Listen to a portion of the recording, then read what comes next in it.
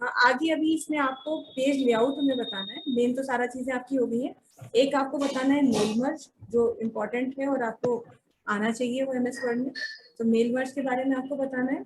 दूसरा, रिव्यू में थोड़ा बहुत ये स्पेलिंग, ग्रामर और ये थिसॉरस बताना है। थोड़ा सा व्यू टैब का बताना है और प्रिंटिंग बतानी है। बस एमएस वर्ड इतना ही है। तो ये 2 या 3 सेशन में खत्म होने वाला है। चलिए, तो पहले जो आपका क्वेश्चन है उसी को हम क्लैरिफाई कर देते हैं। रोनिका, आपको आवाज क्लियर आ रही है? Yes ma'am, good evening ma'am. Good evening. देखिए, क्या होता है कि जब हम एमएस वर्ड में अपने डॉक्यूमेंट्स क्रिएट करते हैं तो ऑफिशियली तो कई बार ऐसा होता है कि हमको अपना डॉक्यूमेंट जो हमने बनाया है वो दूसरे लोगों को दिखाना पड़ता है। हो सकता है अपने कलीग्स को दिखाना पड़े, या हो सकता है हमें अपना डॉक्यूमेंट किसी को हैंड ओवर करना पड़े। तो कई बार तो ऐसा होता है कि डॉक्यूमेंट बिल्कुल पब्लिक है, मतलब ऐसा कुछ नहीं आपने उसमें काम किया है कि उसे दूसरों से छुपा सकें या दूसरों से आप इस तरह से दें कि उसको मतलब दूसरों से सेफ रख सकें। आपको बिल्कुल दे देना है, कोई प्रॉब्लम नहीं है। आपके डॉक्यूमेंट को लेके आगे सामने वाला उसमें कुछ भी करे, आपको इससे कोई फर्क नहीं पड़ रहा। तब तो सिंपल आप अपने डॉक्यूमेंट को जैसे सेव करते हैं, हमने जैसे बताया था कि कंट्रोल S करके आप सेव कर सकते हैं, और फिर अगर किसी को चाहिए तो पेन ड्राइव में उसको हैंड ओवर भी कर सकते हैं। लेकिन मोस्ट ऑफ द केसेस में ऐसा नहीं होता है, खास तौर से जब वो कोई ऑफिशियल डॉक्यूमेंट होता है। जैसे कि मान लीजिए आप ही ने कोई डॉक्यूमेंट क्रिएट किया है, ये जो सामने आप डॉक्यूमेंट स्क्रीन पर देख पा रहे हैं, ये डॉक्यूमेंट आपका क्रिएट किया हुआ है। और मान लीजिए आपको ये डॉक्यूमेंट किसी और को हैंड ओवर करना हो, तो जब आप किसी को हैंड ओवर करेंगे तो सबसे पहली चीज ये होगी कि दूसरा अपनी चॉइस के हिसाब से चीजें करना शुरू कर देगा। क्योंकि हो सकता है कि जिस फॉन्ट में आपने लिखा उसे वो फॉन्ट पसंद ना हो, उसे वो स्टाइल समझ में ना आए, उसे वो साइज समझ में ना आए। तो अपने टेस्ट के अकॉर्डिंग, अपनी चॉइस के हिसाब से वो आपके डॉक्यूमेंट में एडिटिंग कर देगा, चेंजेस कर देगा। अगर आप ये चाहते हैं कि वो चेंजेस करे तब तो कोई प्रॉब्लम है ही नहीं। लेकिन अगर आप ये चाहते थे कि देखने वाला आपके डॉक्यूमेंट को कितनी बार भी देखे लेकिन उसमें एडिटिंग ना कर सके, तो इसके 2 रास्ते होते हैं। एक रास्ता तो ऐसा होता है कि आप फाइल को ऐसे फॉर्मेट में ही सेव कर दें कि दूसरा उसे कभी एडिट ना कर सके, एडिट करने का ऑप्शन ही नहीं बनेगा, वो सिर्फ देखी जा सके, एक रीड ऑनली फाइल बनाई जा सके और उसको कभी भी उसमें एडिटिंग का कोई फैसिलिटी हो ही ना। और दूसरा ये तरीका होता है कि आप फाइल को देते तो उसे इस फॉर्म में कि वो नॉन एडिटेबल हो, वो एडिट ना की जा सके, लेकिन अगर आपकी परमिशन लेकर के वो एडिट करना चाहे तो वो उसे एडिट कर सके या ओपन कर सके। ओपन भी नहीं कर सकता अगर आपकी परमिशन ना हो। तो इस तरीके से 2 तरह से हम अपनी फाइल को सेफ्टी देते हैं। तो वो दोनों तरीकों में पहला तरीका जो है हमारा, एक तरीका तो ये होता है कि हम अपनी फाइल को एक रीड ऑनली फाइल बना देते हैं। रीड ऑनली फाइल बन सकती है। तो रीड ऑनली फाइल का मतलब ये है कि एक ऐसी फाइल हम बना रहे हैं जो कि सिर्फ पढ़ी जा सकती है, उसमें चेंजेस नहीं किए जा सकते। और दूसरा होता है कि हम फाइल को एनक्रिप्ट कर देते हैं, एनक्रिप्ट डॉक्यूमेंट। तो डॉक्यूमेंट को किससे एनक्रिप्ट किया जा सकता है? डॉक्यूमेंट को एनक्रिप्ट करते हैं विद अ पासवर्ड। ये 2 तरीके से आप अपने डॉक्यूमेंट को सेफ्टी देते हैं। रीड ऑनली फाइल बनाने के वैसे तो बहुत से तरीके हैं, लेकिन आज की डेट में जो सबसे सक्सेसफुल तरीका वो ये है कि आप अपनी फाइल को एक पीडीएफ फॉर्मेट में सेव कर दें। पीडीएफ फॉर्मेट जिसे हम कहते हैं पोस्ट डॉक्यूमेंट फॉर्मेट कहलाता है ये हमारा। तो ये एक ऐसा फॉर्मेट होता है जिसमें जब आपकी फाइल सेव हो जाती है तो वो नॉन एडिटेबल फॉर्मेट में चली जाती है, उसको कोई चेंज करा ही नहीं जा सकता। जैसे आपको किसी की पीडीएफ मिल जाए, जैसे जहां मान लीजिए हो सकता है कोई आपको नोट्स दे और वो कह दे कि ठीक है हम नोट्स के पीडीएफ दे रहे हैं, तो वो नोट्स के पीडीएफ फाइल को आप पढ़ तो 1000 बार सकते हैं, लेकिन अगर आप सोचें कि किसी और के नाम के नोट्स हैं और आप उसे अपने नाम में बदल लें, वो आप नहीं कर सकते, क्योंकि वो एक ऐसा फॉर्मेट है जिसे एडिट किया ही नहीं जा सकता। और दूसरा तरीका होता है डॉक्यूमेंट को एक पासवर्ड से एनक्रिप्ट करना, यानी कि आप डॉक्यूमेंट को एक पासवर्ड से प्रोटेक्ट कर दे रहे हैं। और पासवर्ड से प्रोटेक्ट करने पर क्या होता है, समझ लीजिए कि आपकी फाइल के ऊपर ताला लग गया। आप फाइल किसी को अगर दे भी देते हैं पेन ड्राइव में या कैसे भी, और वो भी अगर वहां अपने सिस्टम में खोलना चाहे तो वो खोल ही नहीं सकता तब तक अपनी उस फाइल को, जब तक कि उसे वो पासवर्ड ना मालूम। तो ऑफिशियली कई बार ऐसा होता है कि जैसे कोई बहुत ही कॉन्फिडेंशियल डॉक्यूमेंट आपने बनाया, अब आपको पता है कि आपकी शिफ्ट के बाद कोई दूसरा एम्प्लॉय आता है और वो सिस्टम पर काम करता है, या आपको ऐसा डाउट है कि आपकी एब्सेंस में आपका कलीग आकर के आपके सिस्टम को खोल के देख सकता है, तो अगर आपको ऐसा डर है कि वो आपका वो डॉक्यूमेंट भी खोल के देख सकता है जिस डॉक्यूमेंट को आप छुपाना चाहते हैं सबसे, या कम से कम अपने कलीग से, तो उसको छुपाने के लिए आपके पास ये रास्ता है कि आप फाइल को पासवर्ड से प्रोटेक्ट कर दें। तो छुपाने का मतलब ये है कि वो छुपेगी नहीं, सामने नाम दिख रहा होगा फाइल का, लेकिन नाम देखने के बाद भी, उसे ओपन करने के बाद भी, ओपन करने की कमांड देने के बाद भी ओपन वो तभी होगी जब उसमें सही पासवर्ड दिया जाएगा। और पासवर्ड वही देगा जिसे पासवर्ड मालूम होगा, जो कि आप होंगे, क्योंकि आपने अपनी फाइल को पासवर्ड से प्रोटेक्ट किया हुआ है। तो ये दो तरीके होते हैं जिनसे हम फाइल को अपनी सेव करते हैं। तो पहला तरीका हम रीड ओनली, मतलब एक पीडीएफ फॉर्मेट में अगर अपनी फाइल को सेव करते हैं, तो देखिए अभी तो ये फाइल पूरी तरह से एडिटेबल है, कहीं भी जाइए कुछ भी लिखिए कोई प्रॉब्लम नहीं, सेव करेंगे सेव भी हो जाएगा, हो गया सेव। लेकिन अगर हम चाहते हैं कि इस फाइल की पीडीएफ बनानी है, तो इस फाइल को ऐसे ही खुला रखें, फाइल ऑफिस, ये ऑफिस लोगो पे क्लिक करें और सेव एज ऑप्शन में आए। और सेव एज ऑप्शन में देखिए आपको यहाँ पे एक फॉर्मेट मिलता है पीडीएफ। जैसे आप इस पर क्लिक करेंगे आपकी फाइल की पब्लिशिंग हो जाएगी पीडीएफ फॉर्मेट में। आपसे पूछ रहा है कहाँ सेव करना है, कहीं भी सेव कर लीजिए, डॉक्यूमेंट्स में सेव हो रहा है डॉक्यूमेंट में सेव कर दीजिए। और हमने इसको सेव करके यहाँ पे सेव करने के लिए क्या कहेंगे, पब्लिश पे क्लिक करना होगा। यहाँ सेव का ऑप्शन नहीं आता, पब्लिश का ऑप्शन आता है। पब्लिश पे क्लिक करें और ये फाइल आपकी सेव हो गई। अब हम देखते हैं पहले कि क्या ये वाकई हमारी फाइल यहाँ सेव हो रही है।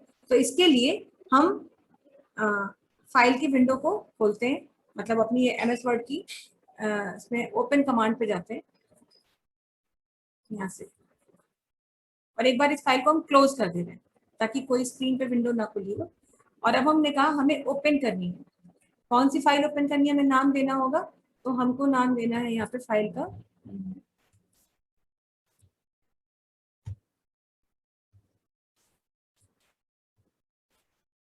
डॉक्यूमेंट्स में फाइल हमारी बनी होगी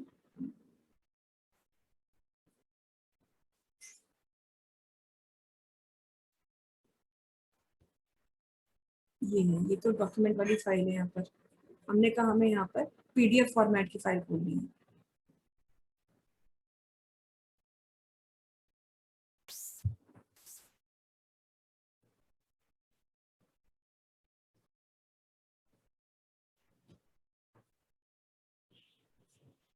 ये है, देखिए ये दिख रही है। यहाँ इसके लिए हमने यहाँ पर क्या किया, ऑल फाइल्स पे क्लिक कर दिया। अब हमें हमारी पीडीएफ फाइल भी दिख रही है। देखिए आप अगर ध्यान दे रहे होंगे तो आइकन में ही फर्क है दोनों की, दोनों फाइल सेम है, वही फाइल है जो आपके सामने खुली थी, लेकिन ये वर्ड का डॉक्यूमेंट है और ये पीडीएफ फाइल है। इसको यदि हम खोलते हैं तो खुलने के लिए तो ये खुल जाएगी इस तरह से, और यहाँ पर मतलब अभी दिखा रहा है कि इस तरह से दिखेगी। अब ये इसके लिए क्या है, एक्रोबैट होना चाहिए, है ना, एडोब रीडर है नहीं इसमें, तो इसलिए इसका ऐसा फॉर्मेट दिखा रहा है जिसे आप पढ़ भी नहीं सकते सही तरीके से। ये देखिए कुछ इस तरह से दिखा रहा है। तो हमने कहा ओके, तो ये तो इसकी एनकोडिंग फॉर्मेट में खुल गई, मतलब आप इसे नॉन रीडेबल फॉर्मेट में देख रहे हैं। हालांकि अगर इसमें एडोब होता तो एडोब की मदद से खुल तो जाती, आप उसे पढ़ तो सकते थे, लेकिन उसमें आप चेंज ना कर पाते। तो हम इसमें एडोब डाल लेंगे तब आपको खोल के दिखा देंगे कि कैसे खुल जाएगी। लेकिन यहाँ पर क्या है कि इसको हम अगर एक सेकेंड इस पे और चेंज करके देख लेते हैं।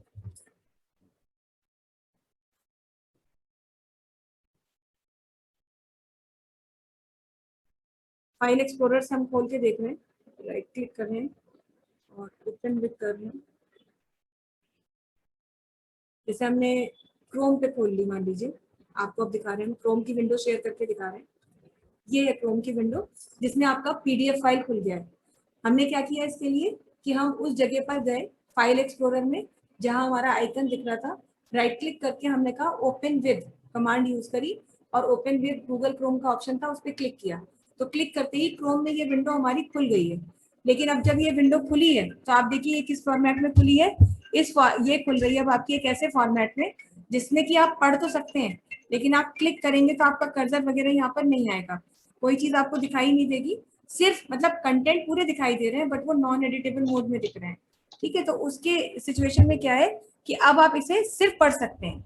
तो अगर आपको किसी को मान लीजिए कोई फाइल देनी है, ऑफिशियल फाइल है, आपसे कह दिया हमें ये फाइल भेजिए, लेकिन आपको पता है कि जिसको फाइल देनी है उसे सिर्फ पढ़ने से ही काम करना है, तो आप फाइल को पीडीएफ फॉर्मेट में सेव करें, तब उन्हें दें, चाहे पेन ड्राइव में दें चाहे ईमेल करके दें, पर तब दें, क्योंकि इससे दो फायदे होते हैं। पहली बात तो यही होता है फायदा कि भाई आपकी फाइल नॉन एडिटेबल मोड में होती है, उसको कोई चेंज नहीं कर सकता। दूसरा एडवांटेज ये होता है कि पीडीएफ फॉर्मेट में फाइल्स होती है तो मेल वगैरह फास्ट हो जाती है और उनका जो वेट है वो कम होता है, उनका साइज कम हो जाता है पीडीएफ फॉर्मेट में। तो एक तरीका तो ये होता है। क्लियर है आप लोगों को? ये कोई दिक्कत तो नहीं इसमें?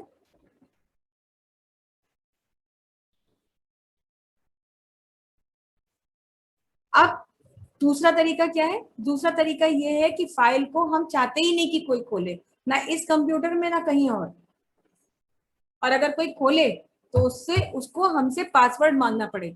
मतलब इसका ये है कि हम जिसे अलाउ करें, हम जिसको परमिशन दें, वो हमारी फाइल को खोल सकता है, क्योंकि हम उसे परमिशन देंगे, पासवर्ड बताएंगे, तभी वो फाइल खोली जाएगी। तो एक तरह से इस फाइल को हम लॉक कर रहे हैं।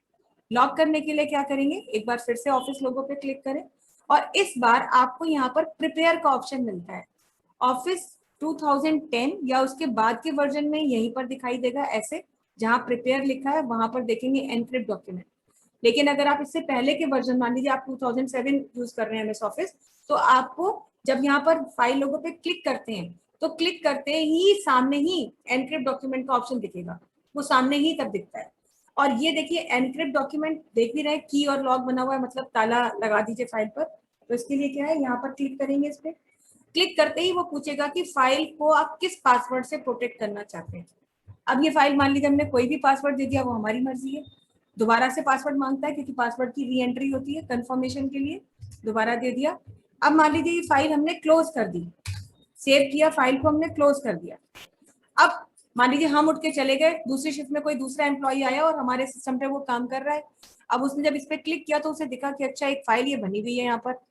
उसने कहा चलो देखते हैं क्या काम किया हुआ है, अगर कुछ हमारी मर्जी होगी तो चेंज कर देंगे, या देखे जरा क्या काम किया हुआ है। तो जैसे ही वो इस फाइल नेम पर क्लिक करेंगे तो क्लिक करते ही सबसे पहले क्या कहा जाएगा, enter password to open file. अब ये पासवर्ड जिसने फाइल में पासवर्ड लगाया है वही जानता है कि इसमें पासवर्ड क्या दिया गया। तो आपको पता ही है कि अब पासवर्ड के ऑथेंटिकेशन के बारे में तो डिस्कस करने की जरूरत ही नहीं है। उसका तो आपको आइडिया है ही कि पासवर्ड कितना हेल्पफुल चीज होती है, कितने स्ट्रॉन्ग चीज है जो आपके फाइल को एक सपोर्ट करता है। तो अब जिसको पासवर्ड मालूम है वो तो फाइल को खोल सकता है, जिसे पासवर्ड मालूम ही नहीं वो फाइल को खोल ही नहीं सकता।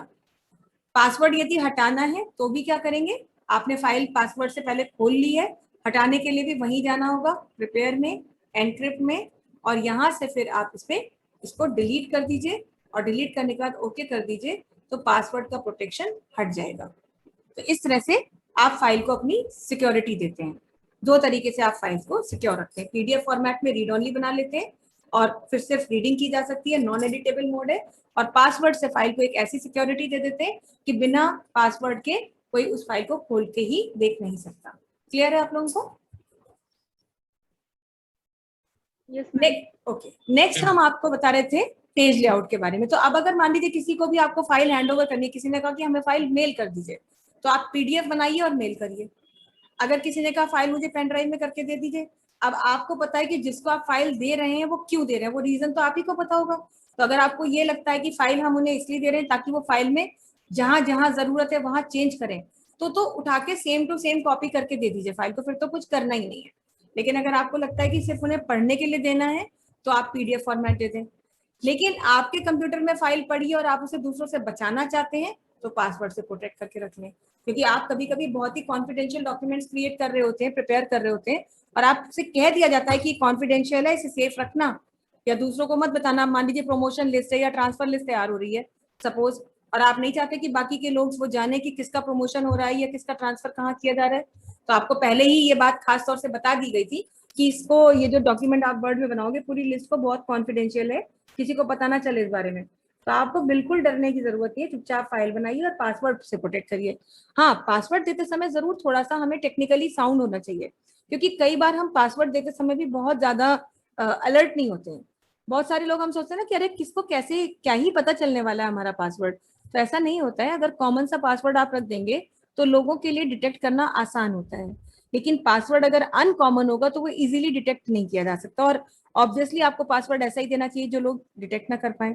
तो उसके लिए पासवर्ड की खासियत ये होनी चाहिए कि जो भी पासवर्ड आप दें वो कॉम्बिनेशन होना चाहिए कई सारी चीजों का, मतलब तीनों चीजें उसमें आनी चाहिए, अल्फाबेट्स भी होने चाहिए, डिजिट्स भी होने चाहिए, और स्पेशल सिंबल भी होने चाहिए।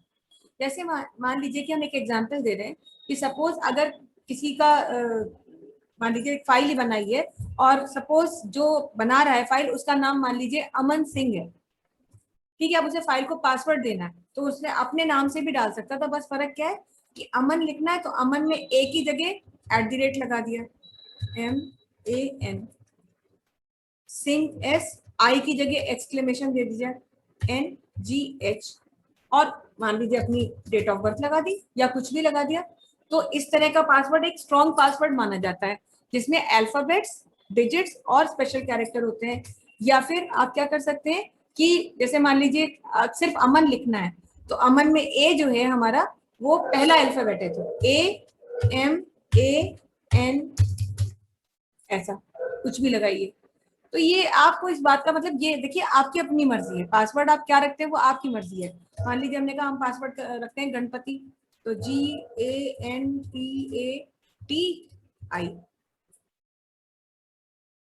तो ये आप किसी को अगर सामने से बोल भी दोगे ना कि पासवर्ड गणपति है तो भी वो अनुमान नहीं लगा सकता, मतलब उसको नहीं पता कि अच्छा ये गणपति ऐसे भी लिखा गया हो सकता है, क्योंकि उसको क्या मालूम आपके लिखने का स्टाइल क्या है। तो इस तरीके से अगर आप पासवर्ड देते हैं तो आप एक स्ट्रॉन्ग पासवर्ड देते हैं और आपके डॉक्यूमेंट्स को सेफ रख सकते हैं।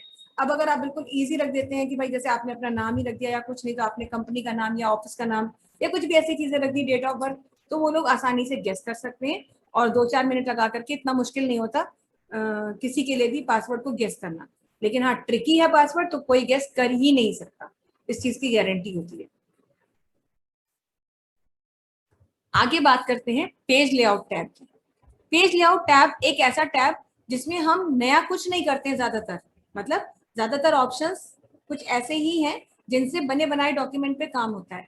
कुछ ही एक चीजें हैं जो आप नहीं कर सकते हैं। जैसे पहली चीज क्या है यहाँ पर आपको दिख रही है, पहली चीज थीम है। थीम से आपका कोई लेना देना नहीं है, हालांकि ये थीम डायरेक्टली कनेक्टेड है किससे, ये थीम डायरेक्टली कनेक्टेड है होम टैब के इस स्टाइल से। जब भी आप काम करते हैं, हमने आपको शुरू में ही बताया था कि यहाँ पर पहले से एक स्टाइल पड़ा होता है, एक पूरी थीम पड़ी होती है जिसमें कि हर चीज का निर्णय पहले से ही लिया गया है। जैसे नॉर्मल डेटा लिखेंगे तो कैसा लिखेंगे, बिना स्पेस का होगा तो कैसा लिखा जाएगा, हेडिंग 1 देंगे तो कैसी दिखेगी, 2 देंगे तो कैसी दिखेगी, टाइटल देंगे, मतलब सब कुछ चीजों के लिए पहले से ही यहाँ पर डिसाइडेड है स्कीम कि चीजें कैसी दिखने वाली है। अब ये जो थीम होती है इसमें ये जो पूरे के पूरे डिसीजन लिए गए, इस थीम का नाम ही होता है ऑफिस थीम। ये ऑफिस थीम कहलाती है। लेकिन आपको अगर ये ऑफिस थीम थोड़ी बोरिंग लग रही है, सिंपल लग रही है, ज्यादा सोबर लग रही है, जबकि आप चाहते थे कि थोड़ा और तरीके की थीम हम देख सकते हैं या कलर स्कीम यूज कर सकें, तो आपको इस पूरी के पूरे स्टाइल गैलरी को चेंज करने के लिए कुछ नहीं करना है। सिर्फ आप यहाँ से पेज लेआउट टैब में आए और थीम्स के इस ऑप्शन पर आप क्लिक करें। क्लिक करने पर देखिए अभी आपको सिलेक्टेड दिख रही है थीम, पहली थीम, नीचे लिखा हुआ भी है ऑफिस। तो यहाँ से आप देख सकते हैं, जज कर सकते हैं, जान सकते हैं कि कौन सी थीम लगी हुई है। और आपको साथ ही साथ इतनी सारी थीम्स और भी मिल रही हैं जिनका कि आप इस्तेमाल कर सकते हैं। कैसे इस्तेमाल कर सकते हैं, हम यहाँ पर थोड़ा सा आपको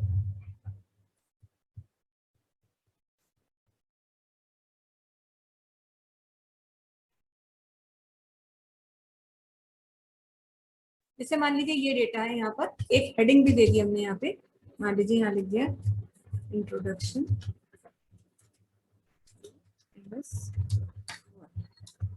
और इस लाइन को हमने होम टैब में आया और उसको टाइटल स्टाइल दे दिया।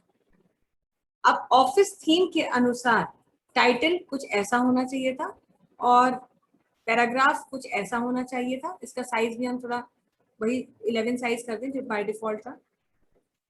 और ये जो लिस्ट है इसकी भी फॉर्मेटिंग हम हटा दें, सारी फॉर्मेटिंग हमने रिमूव कर दी, जैसा नॉर्मल थी वैसे ही दिखा है। अब हमने कहा कि हमें ये थीम अच्छी नहीं लग रही, हम चेंज कर रहे हैं, तो पेज लेआउट में आए, थीम्स में आए और हम जिस भी थीम के ऑप्शन पर आएंगे, इतनी सारी थीम है, देखिए हमने यहाँ पे आए तो आप देखिए अब यहाँ पर लिस्ट कैसे दिखने लगी, कुछ इस तरह से दिख रही है। अभी हमने क्लिक नहीं किया है पर पॉइंटर को उस थीम पे रखते ही दिखा रहा है कि ये लिस्ट कुछ ऐसी दिखाई देगी। क्यों? क्योंकि इस थीम में लिस्ट का स्टाइल ऐसा सिलेक्ट किया गया था, ऐसा दिया गया था, ऐसी दिखाई देगी। हर बार फॉन्ट भी चेंज होगा, कलर में भी अपडेशन होगा, इसमें लिस्ट ऐसी दिखाई देगी, इसमें लिस्ट ऐसी दिखाई देगी, यहाँ ऐसी दिखाई देगी, यहाँ ऐसी दिखाई देगी, मतलब हर जगह आप ध्यान दीजिएगा। ये देखिए टाइटल भी चेंज हो रहा है, यहाँ ऐसा दिख रहा है, यहाँ ऐसा दिख रहा है, यहाँ ऐसा दिख रहा है, हर जगह पर कुछ ना कुछ चेंज आप देख पाएंगे। क्यों? क्योंकि हर थीम को अलग अलग तरह से रिप्रेजेंट किया जाता है। तो ये थीम्स की डिजाइन है, मतलब एक तरह से पूरे स्टाइल्स डिफाइंड है। आपको इनमें से जो भी लेना हो वो आप ले सकते हैं। तो क्लिक करते ही पूरा का पूरा डॉक्यूमेंट के ऊपर वो थीम अप्लाई हो जाती है। और इससे क्या फायदा मिलता है कि पूरा का पूरा देखिए टैब में यहाँ पे फॉन्ट चेंज हो गया, कलर चेंज हो जाएगा सब कुछ, और इधर देखिए तो स्टाइल भी चेंज हो गए, पहले जैसे नहीं दिख रहे हैं। तो इस तरीके से अगर आप चाहें तो कहीं पर भी एक थीम को चेंज कर सकते हैं। और हमने आपको बताया भी है कि थीम के लिए आप बने बनाए स्टाइल्स तो ले ही सकते हैं, और चाहे तो अपना खुद का स्टाइल भी डिफाइन कर सकते हैं। हालांकि आपको इसकी जरूरत नहीं पड़ती क्योंकि ऑफिशियली इनकी कोई खास रिक्वायरमेंट नहीं है।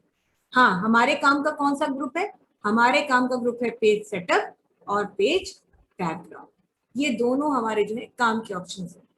पहले बात करते हैं पेज सेटअप ग्रुप की, जिसमें सबसे पहली चीज हो रही है पेज की मार्जिन।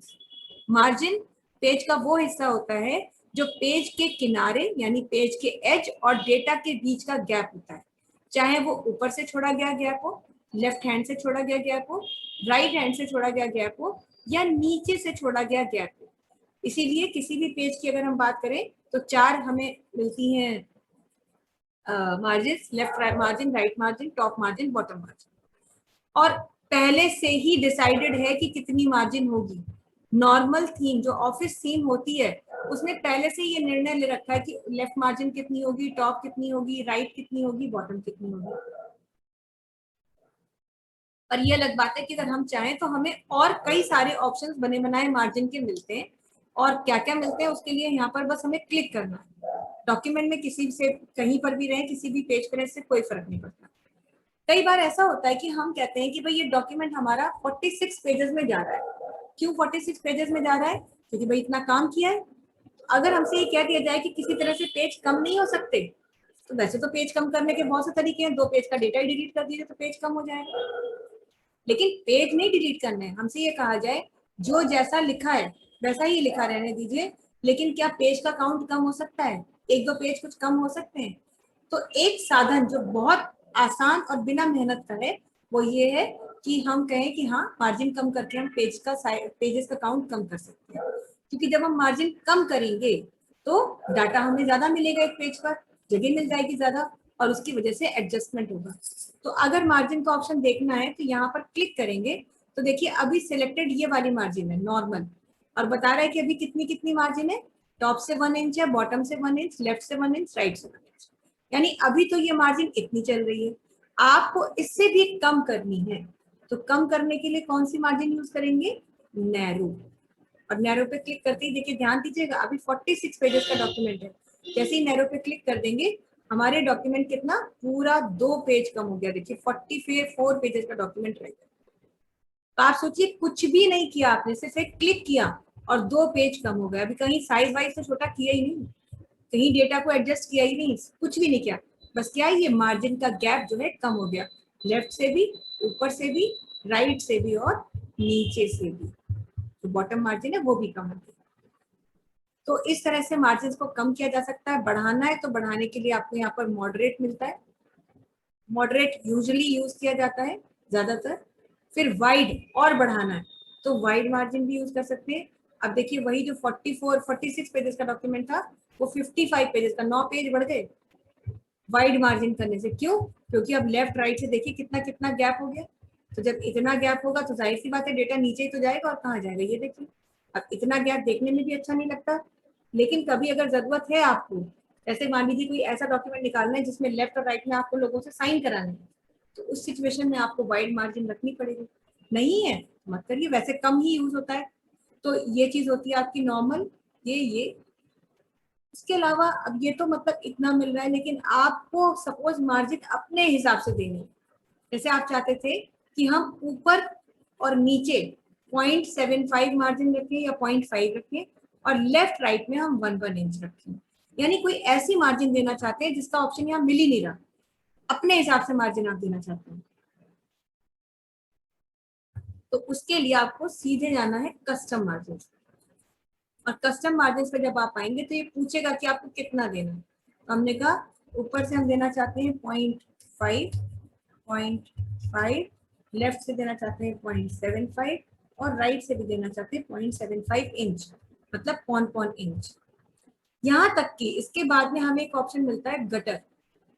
गटर ऑप्शन का यूज हम तब करते हैं जब हमें अपने डॉक्यूमेंट को बाइंड कराना हो या फाइल में पंच करना, क्योंकि गटर वो जगह होती है जो कि बाइंडिंग में जाती है या पंचिंग में जाती है। जैसे कि अगर मान लीजिए हमने इतना किया और ओके कर दिया, तो देखिए अभी तो हमारे डॉक्यूमेंट की मार्जिन जो है ये हो गई, वो जितनी हमने दी है उतनी हो गई। अगर हम इसी डॉक्यूमेंट का प्रिंट आउट निकाल लें, मान लीजिए, तो अगर हम डॉक्यूमेंट का प्रिंट आउट निकालते हैं और सपोज कह दिया जाए कि इसकी प्रिंटिंग करिए और प्रिंट आउट निकाल करके इसको फाइल में लगा दीजिए, तो अब देख रहे हैं किनारे से कितना छूट रहा है। अब पंच मशीन से अगर आप इसे पंच करते हैं बाइंड करने के लिए, तो इतना हिस्सा तो पंच में कभी कभी होता है कि पंच यहाँ पर होता है यहाँ, और डेटा पंच करने पर छुप जाता है, पढ़ नहीं पाते शुरू का डेटा क्या लिखा है, लाइन की शुरुआत अंदर ही चली जाती है। कभी कभी मोटी मोटी किताबें जो आप पढ़ते हैं स्कूल टाइम पे आपने बुक्स पढ़ी, तो कुछ बुक्स बहुत मोटी होती है, फिजिक्स केमिस्ट्री जैसी बुक्स, मैथ्स की बुक्स। अब ज्यादा मोटी है तो ज्यादा आपने खोलने की कोशिश करी तो पूरी बाइंडिंग ही खुल जाती है, क्योंकि जो डेटा बीच में दबा हुआ है वो तब तक नहीं देख पा रहे जब तक कि वो बाइंडिंग ना खुले। तो ऐसे सिचुएशन में हम ये चाहते हैं कि बाइंडिंग के लिए अलग से स्पेस हो, मार्जिन का बाइंडिंग से कोई लेना देना ना हो, मार्जिन अलग चीज है, बाइंडिंग के लिए अलग से जगह छोड़ी जाए या पंचिंग के लिए अलग से जगह छोड़ी जाए। इसके लिए आप गटर स्पेस देते हैं। तो जैसे हमने कहा अभी 0.5 तो आप छोड़ दीजिए मार्जिन, और आधा इंच हम गटर देना चाहते हैं, तो उसके लिए कहाँ जाएंगे, यही मार्जिन पे आइए, यहीं से कस्टम मार्जिन पे आइए, और जितना भी स्पेस आप देना चाहते हैं वो आप गटर के लिए दे दीजिए 0.5। तो देखिए इधर आप देखें तो ये जो शेडेड एरिया दिख रहा है, ग्रे कलर का एरिया दिख रहा है, वो आपका गटर स्पेस है। उसके बाद व्हाइट कलर का स्पेस दिख रहा है वो मार्जिन, और फिर लाइनें दिख रही है मतलब टेक्स्ट है। गटर की पोजीशन दो तरफ से दे सकते हैं, लेफ्ट और टॉप। लेफ्ट जैसे नॉर्मल किताब पढ़ते हैं, और टॉप जब आप कोई नोटबुक जैसी चीज निकालते हैं, तो पोजीशन अगर चेंज करनी है तो ये टॉप यहाँ पे रहेगा, अब गटर यहाँ पे, और अगर चाहे तो लेफ्ट भी आप दे सकते हैं। बस इतना करके आपको ओके करना है। तो अब देखिए क्या हुआ है कि जो हमारा डॉक्यूमेंट था उसमें जो है यहाँ पर जैसे ये है, तो इतना स्पेस 0.5 इंच का स्पेस तो मार्जिन उसके लिए रखा गया, गटर के लिए, और आधा इंच रखा गया मार्जिन के लिए। तो कायदे से आप पंचिंग कर लेंगे या प्रिंट आउट निकाल करके अगर आप उसे बाइंड भी कराते हैं तो इजीली बाइंड कराएंगे, आपका डेटा छुपेगा नहीं। ये तो हो गई बात मार्जिन की। अब हम गटर हटाना चाहते हैं, तो यहीं आए और हमने कहा हमें गटर नहीं चाहिए, तो उसके लिए 0 कर दीजिए और ओके कर दीजिए, तो गटर स्पेस चली जाएगी। मार्जिन भी हम रखना चाहते हैं डिफॉल्ट, तो डिफॉल्ट मार्जिन रखनी है तो चाहे नॉर्मल रखिए चाहे मॉडरेट रखिए, मैं मॉडरेट रखती हूँ। ये तो होगी बात मार्जिन की। मार्जिन के बाद में अगली आती है बात ओरिएंटेशन। ओरिएंटेशन आप विंडो बेस्ड किसी भी एप्लीकेशन की बात कर लें, विंडो बेस्ड मतलब एक्सेल की बात कर लें, चाहे एक्सेस की बात करें, चाहे वर्ड की बात करें, चाहे नोट पैड की बात करें, मतलब विंडो बेस्ड कोई भी एप्लीकेशन आप खोलते हैं, जब आप उसका प्रिंट आउट निकालते हैं तो डिफॉल्ट ओरिएंटेशन जो होता है हमेशा वो क्या होता है, पोर्ट्रेट होता है। हालांकि विंडोज की किसी भी एप्लीकेशन में आपको ओरिएंटेशन मिलते हैं दो, एक है पोर्ट्रेट और दूसरा है लैंडस्केप, लेकिन हर जगह आपको पोर्ट्रेट मिलता है एक्सेप्ट, सिवाय पावर पॉइंट।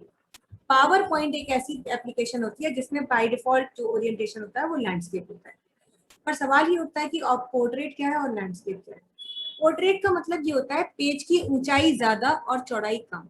जैसे अभी आप देख रहे हैं तो इस पेज की आप हाइट देख रहे हैं ज्यादा है और विड्थ जो है कम है, ये देखिएगा, ये ऊंचा ज्यादा है चौड़ा कम। अगर आप ये चाहते हैं कि कभी कभी ऐसा होता है कि हम चाहते हैं कि पेज की चौड़ाई ज्यादा हो और ऊंचाई कम हो, तो उस सिचुएशन में आप अपने पेज का ओरिएंटेशन चेंज कर सकते हैं। ओरिएंटेशन पोर्ट्रेट से लैंडस्केप कर देंगे, बस लैंडस्केप पे क्लिक करेंगे और ये देखिए पोर्ट्रेट से अब ये लैंडस्केप में बदल गया। अभी देखिए ऊंचाई कम हो गई और चौड़ाई ज्यादा हो गई।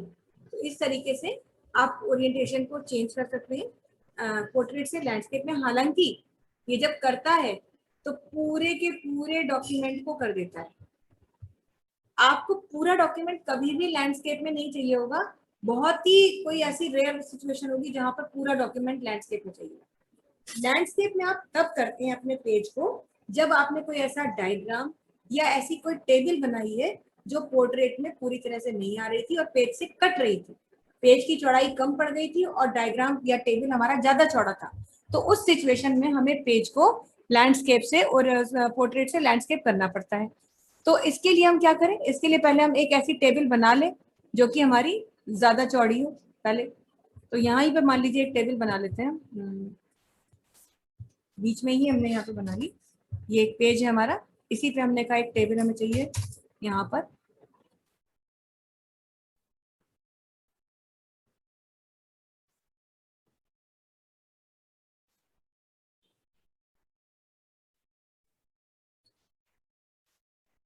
यहाँ पर हमने ले लिया, बस पहला कॉलम हम कुछ भी यहाँ पे लिख दे रहे हैं ताकि कुछ डेटा हमारे पास हो बस देखने के लिए, और एक दो कॉलम हम यहाँ पर और इंसर्ट करा रहे हैं और कुछ कॉलम्स की चौड़ाई हम बढ़ा दे रहे हैं। अब ऐसी सिचुएशन में क्या होता है कि जब कॉलम की चौड़ाई ज्यादा हो रही है तो आपको दिख ही रहा है कि प्रिंट आउट जब आप निकालेंगे तो 2-3 कॉलम तो बाहर ही जा रहे हैं, वो प्रिंट ही नहीं हो रहे। आप ज्यादा ज्यादा क्या कर सकते हैं भाई, इसको इधर खिसकाएंगे,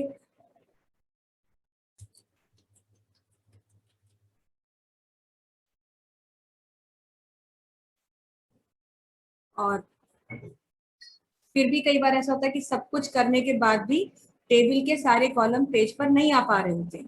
तो ऐसी सिचुएशन में आपके पास एक ही रास्ता है, जैसे अब इसका प्रीव्यू अगर हम देखें तो ये पेज नंबर 16 है, इसका प्रीव्यू हम यहाँ से देख करते हैं। देखिए आप देख पा रहे होंगे कि टेबल हमारी कट रही है, पूरी टेबल नहीं आ रही है। तो ऐसी सिचुएशन में हमारे पास एक रास्ता है कि हम ओरिएंटेशन बदल दें। तो हालांकि ओरिएंटेशन अगर बदलते हैं, देखिए यहीं पे भी कमांड मिलती है प्रीव्यू मोड में भी, तो लैंडस्केप में टेबल तो पूरी प्रिंट हो रही है लेकिन सारे पेज लैंडस्केप में हो गए। ये हम नहीं चाहते थे, हम चाहते थे केवल वो वाला पेज हमारा लैंडस्केप में बदले जिसमें टेबल है, बाकी किसी पेज में जो है वो आपका ना है, बाकी सब पोर्ट्रेट रहे, केवल ये पेज हमारा लैंडस्केप में हो। तो इसके लिए क्या करेंगे, इसको पोर्ट्रेट कर रहे हैं वापस। अब ये पोर्ट्रेट में सभी पेजेस हैं हमारे, इसको लैंडस्केप में बदलना है तो इसी पेज में कर्सर रखिए, ध्यान दीजिएगा 2-3 चीजें ध्यान रखनी है आपको। यदि डॉक्यूमेंट के सभी पेजेस का ओरिएंटेशन पोर्ट्रेट से लैंडस्केप करना था तो सिर्फ यहाँ क्लिक करके काम हो जाता, लेकिन अब हम किसी एक पेज का या किसी खास पेज का ही ओरिएंटेशन चेंज करना चाहते हैं, तो सबसे पहले उस पेज में कहीं भी रहें जिसका ओरिएंटेशन चेंज करना है, और यहाँ से आकर के क्लिक ना करें, बल्कि कहाँ जाए, पेज सेटअप के ग्रुप लॉन्चर ऑप्शन पे जाएं, इसके ग्रुप लॉन्चर बटन पर क्लिक करें। क्यों? क्योंकि यहाँ से आप ये तो कहेंगे ही कि इसको लैंडस्केप करिए, लेकिन साथ ही साथ ये भी बताएंगे कि लैंडस्केप किस हिस्से को करें, क्योंकि जब आप यहाँ से कहते हैं तो वो पूरे डॉक्यूमेंट पे ही अप्लाई करता है, पर आपको तो पूरी डॉक्यूमेंट पे नहीं, केवल इस पेज पे करना है। इसीलिए इसके ग्रुप लॉन्चर बटन पर क्लिक करेंगे, लैंडस्केप ओरिएंटेशन देंगे, और यहाँ जहाँ लिखा है नीचे अप्लाई टू, इसमें जहाँ लिखा है होल डॉक्यूमेंट, इसी पे क्लिक करेंगे तो देखिए क्या लिखा हुआ है, this point forward. This point forward का मतलब ये है कि जिस जगह पर कर्सर रखा है उस पेज से, मतलब उस जगह से आगे तक, लास्ट तक। तो ये देखिए इसको करा हमने और ओके किया, तो हालांकि देखिए हो तो गया टेबल वाला पेज, ये देखिए इसके ऊपर सब पोर्ट्रेट है, सब पोर्ट्रेट है, लेकिन ये लैंडस्केप है। पर अब इसके बाद के सभी पेजेस का देखिए वो हो गया है लैंडस्केप, पर आपको बाद के पेजेस तो नहीं चाहिए था, अब ये तो मजबूरी हमें करना पड़ेगा क्योंकि भाई वो कह ही रहा है कि दिस पॉइंट फॉरवर्ड, मतलब इसके बाद से सभी पेजेस में रखिए। पर अब आपको क्या चाहिए, इस पेज को छोड़ के यहाँ से फिर पोर्ट्रेट करना है, तो इस वाले पेज में ये मतलब उसके बाद वाले पेज में आइए और फिर यहाँ आइए और फिर यहाँ पर कहिए कि अब हमें पोर्ट्रेट करना है, और कहाँ से करना है, दिस पॉइंट फॉरवर्ड, यानी जिस पेज में है वहां से लास्ट तक। तो ये देखिए बीच में एक पेज आपका लैंडस्केप है और बाकी के सारे पेजेस आपके पोर्ट्रेट फॉर्मेट में हैं। तो ऐसा एक यूजुअल टेंडेंसी है, लोग सोचते हैं कि एक डॉक्यूमेंट में सभी के सभी पेजेस का सेम ओरिएंटेशन होगा, या तो सारे पोर्ट्रेट में हो सकते हैं या सारे लैंडस्केप में हो सकते हैं, बट ऐसा बिल्कुल भी नहीं है। आप जिस पेज का चाहें उस पेज का ओरिएंटेशन अपनी चॉइस के अकॉर्डिंग रख सकते हैं। क्लियर है आप लोगों को ये चीज? बाकी आप लोग एक बार ट्राई करके देख लीजिएगा, कोई डाउट होगा तो बताइएगा। और वैसे भी ये वीडियो आपको यूट्यूब पर मिल भी जाएगा, तो अगर आप दोबारा भी देखना चाहेंगे तो देख लेंगे, तो कोई प्रॉब्लम होगी फिर भी नहीं हो रहा तो बताइएगा, तो हम आपको हेल्प कर देंगे। ओरिएंटेशन के बाद में नेक्स्ट चीज आती है पेज का size. By default MS word जो पेज हमें देता है जिसमें हम अपना काम करना शुरू करते हैं, उस पेज का साइज लेटर साइज होता है। हालांकि जब हम प्रिंट आउट निकालते हैं तो A4 शीट पे निकालते हैं, पर इससे कोई फर्क नहीं पड़ता क्योंकि लेटर साइज और A4 शीट के साइज में कोई खास अंतर नहीं है। पर फिर भी अगर आपको चाहिए तो आप लेटर साइज से A4 शीट पर भी उसका साइज बदल सकते हैं। जैसे हमने कहा कि भाई ये अभी हम देखते हैं कि साइज क्या है पेज का, तो देखने के लिए सिर्फ आपको यहाँ आना है और ये देखिए आपको 8.5 बाई 11 इंच का साइज दे रहा है। और आपको लेटर से किस में बदलना है, A4 में बदलना है। ये 8.27 बाई 11.69 है। एक A4 शीट जो होती है उसका ये साइज होता है। तो आप इस पर क्लिक कर दीजिए, क्लिक करते ही इस पेज का साइज अपने आप बदल गया। आपको कुछ नहीं करना है, ये पेज का साइज बदल चुका है। कई बार होता है कि आप किसी और साइज के पेपर पे प्रिंट आउट निकाल रहे होते हैं, तो जो भी साइज है वो सारे साइज यहाँ पर मिल रहे हैं। A3 साइज होता है, बहुत बड़ा साइज होता है, ये भी 16.54 मतलब 16 इंच तक का पेज होता है। तो कई बार आपको होता है बड़े पेपर के साइज पे प्रिंट आउट निकालना है तो इस पे निकालेंगे। तो वो पेपर आपको पहले से पता होगा कि आप किस पर प्रिंट आउट निकाल रहे हैं, तो उसी के हिसाब से यहाँ पर भी पेज का साइज चेंज कर सकते हैं। पर अगर आप कोई ऐसे पेज के साइज पे प्रिंट आउट निकालना चाहते हैं जो साइज यहाँ पर है ही नहीं इनमें से कोई सा, जैसे मान लीजिए हमने कहा 4 इंच चौड़ा और 5 इंच ऊंचा पेपर का प्रिंट आउट निकालना चाहते हैं, मतलब काम करना चाहते हैं 5/4 का, हाइट 5 इंच और विड्थ 4 इंच। तो उस सिचुएशन में क्या करेंगे, अगर ऐसा कोई साइज है जो यहाँ अवेलेबल नहीं है, उसके लिए कहाँ जाएंगे, मोर पेपर साइजेस में जाइए और यहाँ पर आप डिफाइन करिए। अब यहाँ तो आपको इतने मिल रहे हैं, है ना, कुछ तो यहाँ मिल ही रहे हैं, लेकिन आपको अपने हिसाब से डिफाइन करना है तो क्या कह देंगे, कस्टम। और कस्टम करके आपको विड्थ कितनी देनी है, हमने कहा 4.5 इंच विड्थ है और सपोज 8 इंच हाइट है, इतना करा और कह दीजिए ओके। तो उसी के अनुसार हमारे पेपर का साइज भी बदल जाएगा और फिर हम प्रिंट आउट जब निकालेंगे और उतना ही बड़ा पेपर निकालेंगे तो उसी तरीके से प्रिंट आउट निकल जाते हमें दिखाई देगा जैसा यहाँ दिख रहा है। अपने पसंद के पेपर साइज पर भी प्रिंट आउट निकाल सकते हैं, बाकी बाय डिफॉल्ट लेटर साइज होता है जिस पर दिखाता है। नेक्स्ट ऑप्शन है कॉलम्स। ये एक बहुत ही अच्छा ऑप्शन है, काम भी आता है बहुत ज्यादा तब जब हम पैराग्राफ्स में काम कर रहे होते हैं। कई बार होता है कि आप पैराग्राफ लिखते हैं, लेकिन कई बार ऐसा भी होता है कि पैराग्राफ को आपको 2 पार्ट्स में तोड़ना होता है, बिल्कुल वैसे जैसे आप देखते हैं न्यूज़पेपर। न्यूज़पेपर में जब आप कोई आर्टिकल पढ़ते हैं तो आप देखते हैं वहां पर क्या होता है कि एक मतलब डेटा कॉलम में डिवाइडेड होता है। एक कॉलम खत्म हो गया, पढ़ते पढ़ते नीचे आए और फिर आप आगे अगला कॉलम पढ़ेंगे, फिर ऐसे ही दूसरा तीसरा हो सकता है, 3 कॉलम हो, तो ऐसे कई कॉलम्स में आपका डेटा हो सकता है। यदि आपने भी कोई पैराग्राफ यहाँ जैसे ये बनाया था, मैंने इसे सिलेक्ट कर लिया है, इसको यदि कॉलम्स में तोड़ना चाहते हैं, कॉलम्स में डिवाइड करना चाहते हैं, तो पहले पैराग्राफ को सिलेक्ट करें, कॉलम्स में आए, तो ये पूछता है कितने कॉलम में चाहिए, अभी तो 1 कॉलम है। आप 2 कॉलम कहेंगे तो 2 बराबर के कॉलम में बढ़ जाएगा, 3 कहेंगे तो 3 इक्वल कॉलम्स में बढ़ जाएगा, लेफ्ट या राइट कहेंगे तो कॉलम 2 ही रहेंगे, लेकिन लेफ्ट में लेफ्ट वाला कॉलम जो है आपका वो चौड़ा होगा और राइट वाला कॉलम पतला होगा। राइट में राइट वाला कॉलम चौड़ा होगा, लेफ्ट वाला पतला होगा, और रहेंगे 2 ही कॉलम। खैर आपकी मर्जी, आपने कहा मान लीजिए 3 कॉलम्स, तो ये देखिए 3 कॉलम होंगे इस तरह से।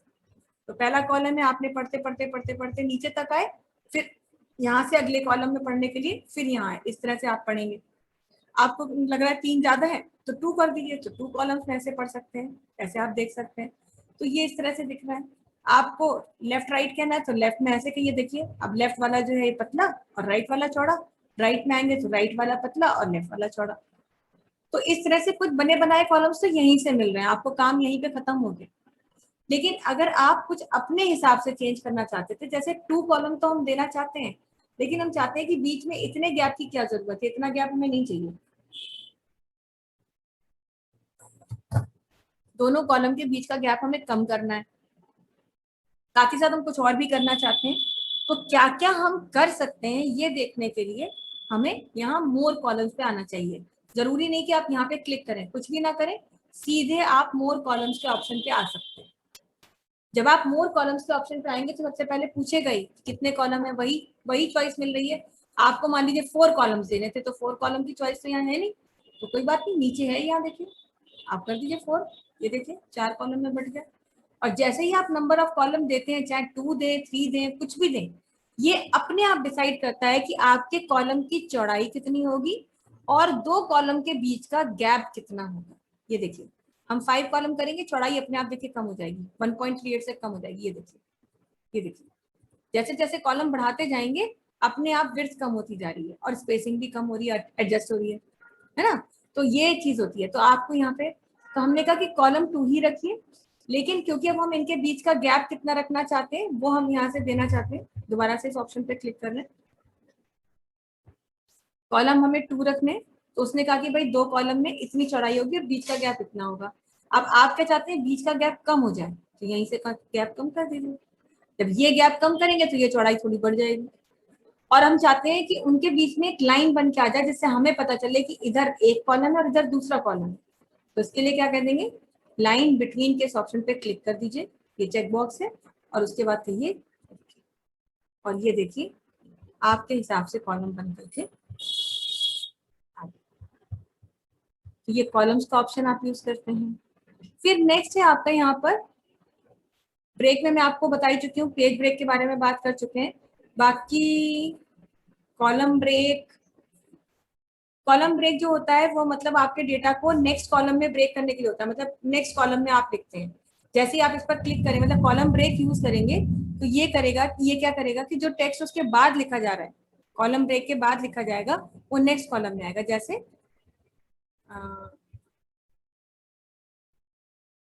अगर हमने यहाँ पे क्लिक किया और हम कहते हैं ब्रेक्स में आकर के कॉलम ब्रेक, तो देखिए कर्सर अपने आप नेक्स्ट कॉलम पे चला जाएगा और उसके आगे ही आप लिख पाओगे, मतलब वो पीछे नहीं जाएगा।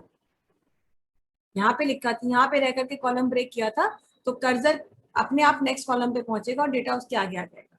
तो इस चीज के लिए होता है, मतलब टेक्स्ट को नेक्स्ट कॉलम पे लेने आने के लिए होता है। पेज ब्रेक में बता ही चुकी हूँ आपको कि पेज ब्रेक के लिए क्या होता है कि आप कंट्रोल एंटर प्रेस करते हैं तो पेज आपका ब्रेक हो जाता है। उसके अलावा 2 तरीके के ब्रेक ऐसे हैं जो यहाँ नहीं दिखते हैं। कौन से 2 तरह के ब्रेक हैं, एक है आपका लाइन ब्रेक और एक है पैराग्राफ ब्रेक। हालांकि वो आप यूज कर चुके हैं, आपको मतलब बस नाम नहीं पता है, वो पता वैसे तो आप यूज कर चुके हैं। पैराग्राफ ब्रेक क्या होता है, जब आप एंटर की दबाते हैं, तो एंटर की दबाने पर ये पैराग्राफ ब्रेक है जो आपके कर्सर को फ्रेश पैराग्राफ पे लेके जाता है और आप नए पैराग्राफ से स्टार्ट करते हैं। कई बार ऐसा होता है कि आप शुरुआत तो नेक्स्ट पैरा से करना चाहते हैं, लेकिन उतना गैप नहीं देना चाहते हैं जितना एंटर प्रेस करने पर हो रहा है। इतना गैप नहीं देना चाहते, नया पैराग्राफ आए लेकिन इतने गैप से ना आए, कम गैप से आए, तो आप पैराग्राफ ब्रेक की जगह लाइन ब्रेक दे सकते हैं। और लाइन ब्रेक देने पर देखिए जैसे ही आप करेंगे, अब आपका कर्सर ध्यान दीजिएगा कितने कम गैप से आए, ये ध्यान दीजिए।